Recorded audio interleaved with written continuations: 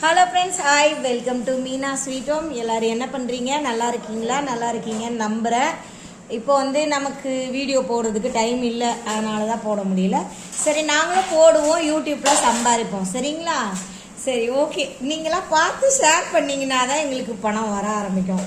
எல்லாருமே இப்போ கேட்க ஆரம்பிச்சிருக்கீங்க, அதில் நல்ல காசு வருதாக்கா, காசு வருதா அப்படிலாம்.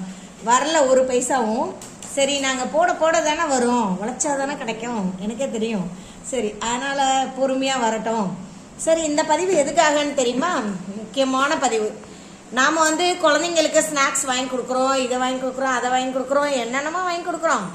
ஆனால் கேக்கில் புழு வருதுன்னாங்க, சிக்கனில் புழு வருதுன்னாங்க, என்னென்னமோ சொன்னாங்க. கடைசியில் பழம் வாங்கினா கூட புழு இருக்குங்க. சீத்தாப்பழத்தில் புழு இருக்குது, தக்காளியை நறுக்குனா புழு இருக்குது.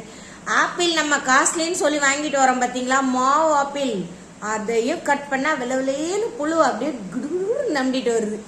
என்னதாங்க நம்பி சாப்பிட்றது? எனக்கு ஒன்றுமே புரியல. நம்ம மற்ற பண்டத்தை வாங்கி கொடுத்தா பிள்ளைங்க வயிறு கெட்டு போயிடும், பிரச்சனையாகும்னு யோசிக்கிறோம். ஆனால் பழம் கூட பிள்ளைங்களுக்கு நம்ம நிம்மதியாக வாங்கி கொடுக்க முடியல. கொய்யா பழத்தை வெட்டுனா புழு. எதனால் இதெல்லாம் எனக்கு ஒன்றுமே புரியல. ஆக மொத்தத்தில் சுகர் எப்படி எல்லாருக்கும் நார்மலாக யாரை பார்த்தாலும் எனக்கு சுகர் இருக்குது அப்படின்னு சொன்னாங்களா, அது மாதிரி இப்போ கேன்சரும் வர ஆரம்பிச்சிச்சு. இது எதனால் வருது என்னன்னு எனக்கு புரியல. யாரை கேளு, குழந்தையில கேளு கேன்சர் இருக்குது, பெரியவங்களை கேளு கேன்சர் இருக்குது. சரக்கு அடிக்கிறாங்க, ஜென்ஸ் சரக்கு அடிக்கிறாங்க, கேன்சர் இருக்கு. லேடிஸ்க்கு எதுக்கு கேன்சர் வருது என்னன்னு எனக்கு புரியல. சாப்பாடை நம்பி எதையுமே சாப்பிட முடியலங்க. ஏன்னு கேளுங்க, நம்மள மாதிரிலாம் இல்லாதவங்க, இந்த வாடகை வீட்டில் இருந்துட்டு மிடில் கிளாஸ் ஃபேமிலிலாம் எப்படி குடும்பம் நடத்துறதுனே தெரியல. நம்ம கஷ்டப்பட்டு சம்பாரிச்சு பிள்ளைங்களுக்கு சாப்பாடை போட்டு பீஸை கட்டி அதை கட்டி பார்த்தாலும் சைடில் இந்த நோயெல்லாம் அப்பப்போ போகுது பார்த்தீங்களா. நமக்கு சொந்தக்காரங்க டார்ச்சர் பண்ணுற மாதிரி உடம்பு சரியில்லாதது வந்து போய் நமக்கு பண்ணுது பாருங்க, அந்த மாதிரியே ஆயிடுச்சு. சரிங்களா?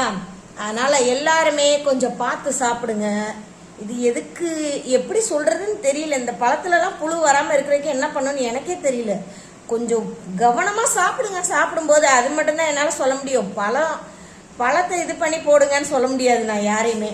அதனால நீங்க சாப்பிடும்போது பார்த்து சாப்பிடுங்க. நம்ம உயிர் நமக்கு முக்கியம். நம்ம நல்லா இருந்தால் தான் நம்ம நல்லா பார்த்துக்க முடியும், நம்ம பிள்ளைங்களை பார்த்துக்க முடியும்.